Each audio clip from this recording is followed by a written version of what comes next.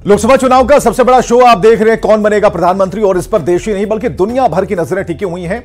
और ऐसे में हम आपके लिए लेकर आए एक बेहद ही खास पॉलिटिकल शो, और इस बुलेटिन में हम आपको 4 अलग अलग सेगमेंट में खबरें दिखाते हैं। सियासत की सबसे बड़ी खबर से लेकर नेताओं के बवाली बयान और सियासत से जुड़ी वायरल तस्वीरों के साथ हम आखिर में दिखाते हैं फटाफट अंदाज में चुनावी चौबीसा। शुरू करते हैं, देखते हैं सबसे पहले आज की सबसे बड़ी चुनावी खबर।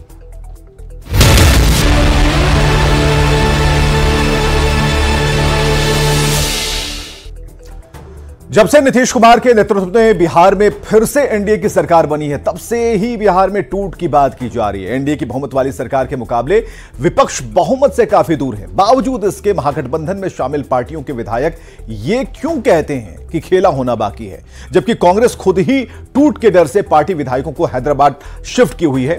फिर सवाल है कि एनडीए में कैसे खेला होगा।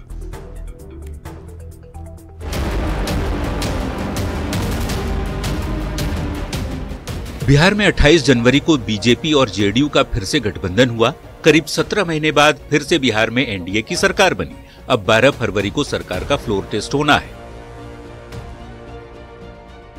12 फरवरी को ही मुख्यमंत्री नीतीश कुमार को बहुमत साबित करना है, पर इससे पहले ही आरजेडी की तरफ से खेला होने की बात कही जा रही है। हालांकि आंकड़ों के गणित में एनडीए के पास स्पष्ट बहुमत है। नीतीश कुमार ने बीजेपी और हम विधायकों के साथ 128 विधायकों का समर्थन पत्र राज्यपाल को सौंपा है, तो वहीं तेजस्वी का महागठबंधन बहुमत से काफी दूर है। विपक्ष के पास 114 विधायकों का ही साथ है। अब सवाल उठता है कि तेजस्वी किस खेल की बात कर रहे हैं और एनडीए के साथ कैसा खेला होगा। अभी खेल बाकी है और मैं जो कहता हूं वो करता हूं, और अभी तो खेल शुरू हुआ है, खेल बाकी है। सवाल ये भी कि कांग्रेस को टूट का डर क्यों सता रहा है। पटना से आखिर हैदराबाद कांग्रेस विधायकों को किस डर से शिफ्ट किया गया। इन सब के बीच बिहार में जिस खेला की बात हो रही है उससे कई स्थितियां भी जुड़ी हुई हैं। पहली स्थिति यह है कि जेडीयू के पास 45 विधायक है, तोड़ने के लिए 30 एमएलए की जरूरत पड़ेगी। दूसरी स्थिति है बीजेपी के पास 78 एमएलए हैं, तोड़ने के लिए 52 विधायकों की जरूरत पड़ेगी। तीसरी स्थिति ये है कि किसी भी पार्टी में यदि टूट हुई तो व्हिप का उल्लंघन माना जाएगा, विधायकों की सदस्यता चली जाएगी। क्या विधायक ये रिस्क ले सकते हैं? चौथी स्थिति ये है कि बीजेपी को हारी हुई बाजी जीतने वाली पार्टी मानी जाती है। पांचवी स्थिति ये है कि कांग्रेस को टूट का डर सता रहा है, इसलिए हैदराबाद में विधायक शिफ्ट किए गए हैं। अगर टूट होता है तो एनडीए मजबूत होगा, राज्यसभा चुनाव में भी खेल हो सकता है। छठी और आखिरी स्थिति में बहुमत साबित न होने पर गवर्नर पर नजरें टिकी रहेंगी। राज्यपाल केंद्र सरकार के प्रतिनिधि होते हैं, मुख्यमंत्री विधानसभा भंग भी कर सकते हैं। मौजूदा स्थिति में बीजेपी की स्थिति बेहतर है। ऐसे में लोकसभा के साथ विधानसभा चुनाव होने पर एनडीए को फायदा होगा।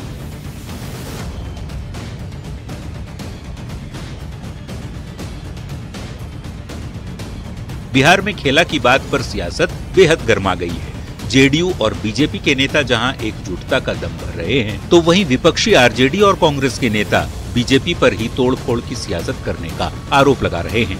इस गठबंधन में और पहले भी इस गठबंधन में हम लोग साथ रहे हैं। जनता दल यू में कभी भी इस तरह का कोई टूट की संभावना का दूर दूर तक कोई औचित्य नहीं है। जो भारतीय जनता पार्टी को तोड़ने का दिव्य स्वप्न देख रहे हैं, उनको ये मालूम होना चाहिए कि भारतीय जनता पार्टी के टूटने का रिकॉर्ड नहीं रहा है, पर उनकी पार्टियों का टुकड़े टुकड़े में टूटने का रिकॉर्ड रहा है। विध्वंस की राजनीति, तोड़फोड़ की राजनीति उन लोगों को मुबारक हो जो देश भर में ऑपरेशन लोटस चलाते हैं। दूसरी बात कि वो किसी के साथ सरकार बनाए, वही 10 लोग उनके मंत्रिमंडल में हर बार होते हैं। नए लोगों को मौका नहीं मिल रहा है, तो अपना भविष्य वहां अंधकार में देख रहे हैं। तो नाराज विधायक हैं और वो अगर कहीं जाना चाहेंगे तो स्वाभाविक सी बात है, हमारा संस्कार है मेहमान का स्वागत करना। बिहार की सियासत ही नहीं, खेला की बात देश के दूसरे राज्यों तक हो रही है। पर बिहार में नई सरकार के बनते ही जिस तरह से खेल होने की बात कही जा रही है, उससे यही सवाल उठते हैं कि बहुमत वाले एनडीए की सरकार में खेला कैसे होगा। Bureau report, news 18। बिहार के डिप्टी सीएम सम्राट चौधरी ने वित्त विभाग का कार्यभार संभाल लिया है और इस मौके पर सम्राट चौधरी ने कहा कि विकास के काम को आगे बढ़ाना है।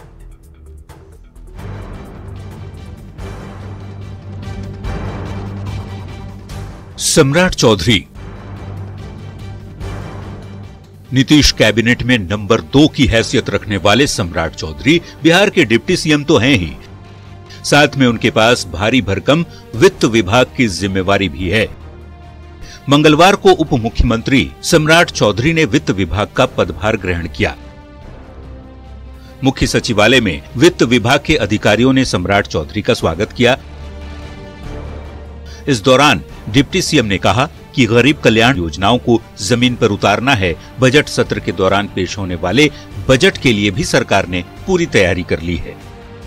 आगे भी हम लोगों के लिए यही बड़ी चुनौती होगी कि हम अपने संसाधन को कैसे बढ़ाएं और भारत सरकार का सहयोग लेकर, क्योंकि आज भी जो हमारा बजट है इसमें हमारी हिस्सेदारी कम रहती है, लेकिन भारत सरकार के द्वारा जो टैक्स वसूलने के बाद इनकम टैक्स के माध्यम से हमको जो प्राप्त होता है ये एक बड़ा बजट होता है, लगभग 2,61,000 करोड़ का बजट है। तो इसे परिस्थिति में आगे के दिनों में भी हम वित्तीय प्रबंधन और अच्छे से कैसे कर सकते हैं इस पर चर्चा करेंगे और इसको आगे बढ़ाएंगे।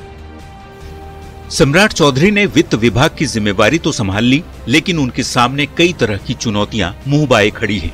जैसे कैसे बिहार में राजस्व बढ़ाया जाए, कैसे आंतरिक संसाधन में बढ़ोतरी हो, वित्तीय प्रबंधन कैसे बेहतर हो, सीमित संसाधनों में बिहार में रोजगार के अवसर कैसे पैदा हों, कैसे बिहार में उद्योग का जाल बिछाया जाए और केंद्र से मिली सहायता राशि का बेहतर इस्तेमाल कैसे हो। ये सारी चुनौतियां इसके पहले के वित्त मंत्रियों के सामने भी थीं, चाहे वो विजय चौधरी हों या सुशील मोदी। यानी सम्राट चौधरी ने वित्त विभाग का पदभार तो संभाल लिया, पर उनके सामने बेहतर करने की चुनौती अभी बाकी है। देखना होगा बिहार के वित्त मंत्री की भूमिका में सम्राट चौधरी कितना बेहतर कर पाते हैं। न्यूज़ 18 के लिए पटना से शैलेंद्र कुमार की रिपोर्ट। बिहार में तीसरे चरण की शिक्षक बहाली जल्द होने जा रही है और शिक्षक बहाली फेज 3 की परीक्षा 7 मार्च से 17 मार्च तक होगी और परीक्षा तक और वहीं 10 फरवरी से 23 फरवरी तक ऑनलाइन आवेदन जमा करना होगा।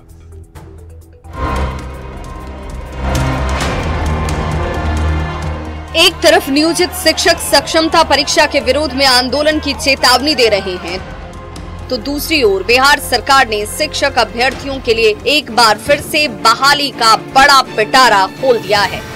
बीपीएससी ने शिक्षक बहाली फेज 3 की घोषणा कर दी है। फेज 3 में प्राइमरी से लेकर +2 तक के लिए वैकेंसी निकलेगी, जिसके लिए 10 फरवरी से 23 फरवरी तक ऑनलाइन आवेदन लिए जाएंगे। वहीं 7 मार्च से 17 मार्च तक परीक्षा आयोजित होगी। टीआरई 3 को समझ लीजिए, सप्लीमेंट्री टीआरई समझ लीजिए। सप्लीमेंट्री रिजल्ट नहीं आया कोई बात नहीं, लेकिन सप्लीमेंट्री टीआरई आप इसको समझ लीजिए एक तरह से। और वो टीआरई 3 होगा और वो मार्च में होगा। और अभी हम लोगों ने एक टेंटेटिव आपको डेट में कुछ बता दूं, 10 फरवरी से 23 फरवरी तक आवेदन आमंत्रित किए जाएंगे ऑनलाइन। बीपीएससी के अनुसार ये परीक्षा शिक्षा विभाग और SC/ST वेलफेयर दोनों के लिए होगी और होली के पहले ही तीसरे चरण की बहाली परीक्षा का रिजल्ट भी घोषित कर दिया जाएगा। लेकिन बात सिर्फ शिक्षक बहाली फेज तक ही सीमित नहीं है। शिक्षक बहाली फेज 4 की परीक्षा भी होगी और वो होगी अगस्त के महीने में। यानी बिहार में भले ही सरकार बदल गई हो, लेकिन नौकरी की बहार जारी रहेगी। न्यूज़ 18 के लिए पटना से संवाददाता रजनीश कुमार की रिपोर्ट। और अगले सेगमेंट में देखते हैं बयान बवाली नेताओं के वैसे बयान जिन पर मचा है सियासी घमासान।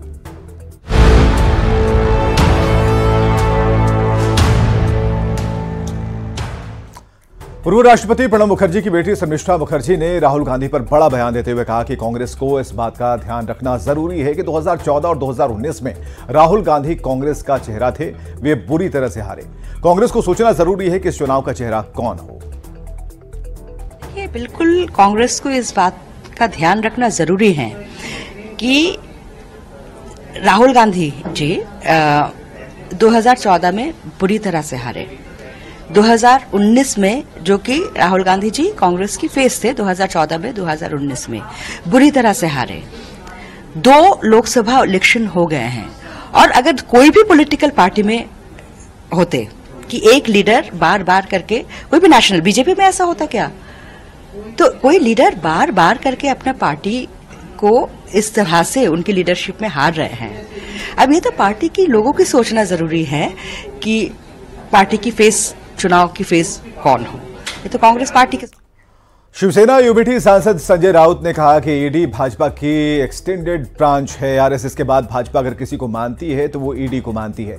महाराष्ट्र, झारखंड, पश्चिम बंगाल में ईडी ने जो किया, अजित पवार के बारे में तो खुद प्रधानमंत्री ने कहा था, लेकिन ईडी वहां पहुंची क्या? संजय राउत को सुनिए। ईडी ये भारतीय जनता पार्टी की एक्सटेंडेड ब्रांच है, शाखा है।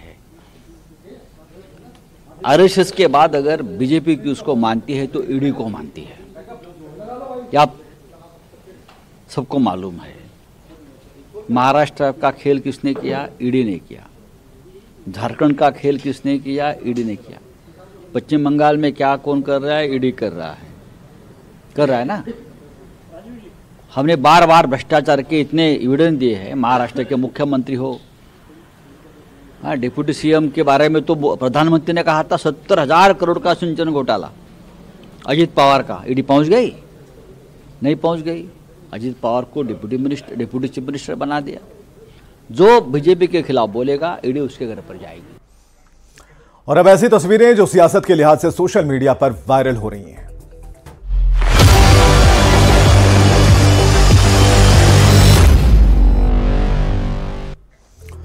राहुल गांधी झारखंड में अपनी यात्रा कर रहे हैं और कांग्रेस की भारत जोड़ो न्याय यात्रा के दौरान उनकी एक तस्वीर वायरल हो रही है, जिसमें वे एक कुत्ते को बिस्किट खिला रहे हैं और जब कुत्ते ने नहीं खाया तो वही बिस्किट उन्होंने अपने कार्यकर्ता को दे दिया।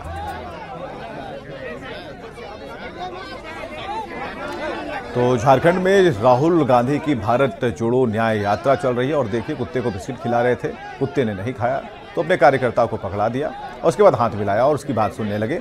तो ये तस्वीरें इन दिनों सोशल मीडिया पर वायरल हो रही हैं।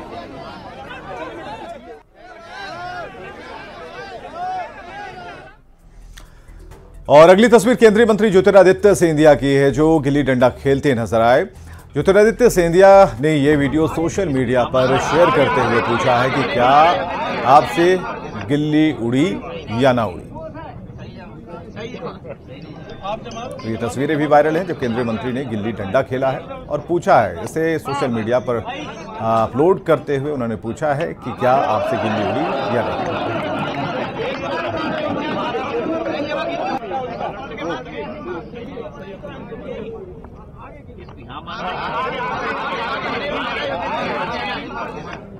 तो ये तस्वीरें आप देख पा रहे हैं जो कि चुनावी वायरल में आपको हम दिखा रहे हैं। ज्योतिरादित्य सिंधिया की ये तस्वीरें, गिल्ली डंडा खेलते हुए ज्योतिरादित्य सिंधिया, और आप देखेंगे कि गिल्ली डंडा खेल रहे हैं और इन्होंने अपना वीडियो खुद शेयर किया, लेकिन गिल्ली काफी दूर तक आगे निकल गई।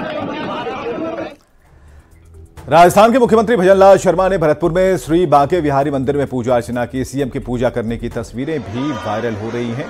सीएम भजनलाल शर्मा से जुड़ी ये तस्वीरें सोशल मीडिया पर वायरल हैं। पहुंचे थे भरतपुर, जहां पर बांके बिहारी मंदिर में उन्होंने पूजा अर्चना की।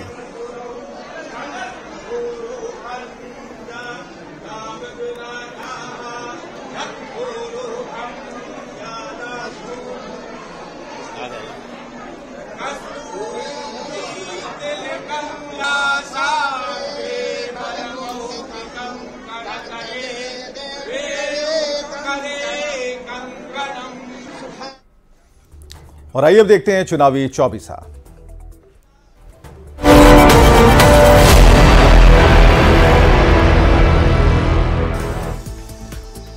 मनी लॉन्ड्रिंग मामले में ईडी की बड़ी कार्रवाई। जेडीयू एमएलसी राधाचरण शाह की 26 करोड़ 19 लाख की संपत्ति जब्त। डिप्टी सीएम सम्राट चौधरी ने संभाली वित्त विभाग की कमान, कहा गरीब कल्याण से जुड़ी योजनाओं को जमीन पर उतारें। झारखंड में जल्द होगा कैबिनेट का विस्तार, मुख्यमंत्री चंपाई सोरेन का बड़ा बयान। झारखंड विधानसभा के विशेष सत्र का अंतिम दिन, राज्यपाल के भाषण पर हुई चर्चा। झारखंड विधानसभा में विशेष सत्र के दूसरे दिन राज्यपाल के अभिभाषण पर चर्चा। सत्ता पक्ष से स्टीफन मरांडी ने रखा धन्यवाद प्रस्ताव। कहा आदिवासी सीएम के विकास को पचा नहीं पाई बीजेपी, इसलिए जेल में डाला। हेमंत सोरेन की ईडी रिमांड का चौथा दिन। पूर्व राजस्व निरीक्षक भानु प्रताप के साथ आमने सामने पूछताछ। 4 दिन तक ईडी रिमांड पर राजस्व कर्मचारी भानु प्रताप, हेमंत सोरेन और भानु प्रताप से आमने सामने होगी पूछताछ। मंत्रिमंडल विस्तार से पहले हेमंत सोरेन के छोटे भाई बसंत सोरेन का बड़ा बयान। कहा जनता चाहती है मंत्रिमंडल में मुझे भी मिले जगह। बिहार में शिक्षक बहाली फेज 3 को लेकर बीपीएससी की बड़ी घोषणा। 10 से 23 फरवरी तक ऑनलाइन आवेदन होंगे जमा। 7 से 17 मार्च के बीच होगी परीक्षा। शिक्षक बहाली फेज 3 में नहीं होगी नेगेटिव मार्किंग।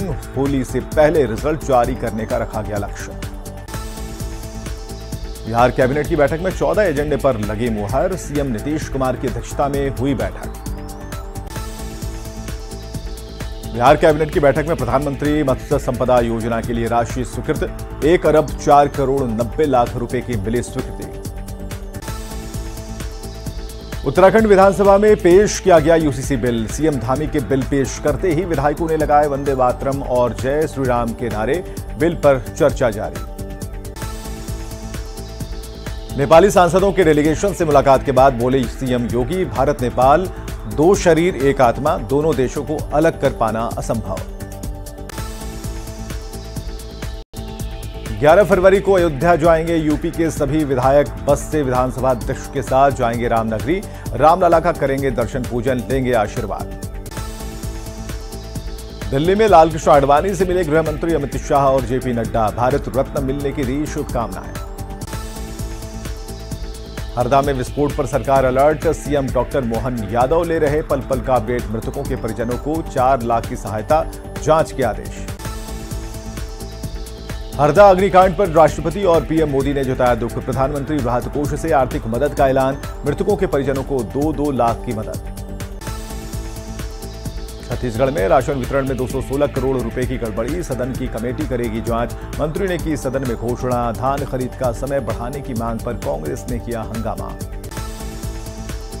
जाट समाज आरक्षण का मामला। सरकार और संघर्ष समिति की बैठक खत्म। जाट समाज ने रेलवे ट्रैक जाम का निर्णय किया स्थगित। सरकार आंदोलनकारियों पर दर्ज मुकदमे लेगी वापस। जयपुर हेरिटेज नगर निगम की बड़ी कार्रवाई। हटवाड़ा और हसनपुरा रोड पर हटाया अतिक्रमण। विधायक गोपाल शर्मा ने अतिक्रमण हटाने के दिए थे निर्देश। सीएम भजनलाल शर्मा ने बांके बिहारी मंदिर में की पूजा अर्चना। प्रदेश की खुशहाली की कामना की। कैंप कार्यालय में सीएम ने की जन सुनवाई। लोकसभा चुनाव की तैयारी में जुटी कांग्रेस। सीकर में पीसीसी चीफ डोटासरा प्रभारी रंधावा कार्यकर्ताओं से ले रहे फीडबैक। झुंझुनू में भी कार्यकर्ताओं से संवाद। रामनगरी में अरुणाचल सरकार, मुख्यमंत्री और कैबिनेट मंत्रियों ने किए रामलला के दर्शन। अयोध्या में किया गया भव्य स्वागत।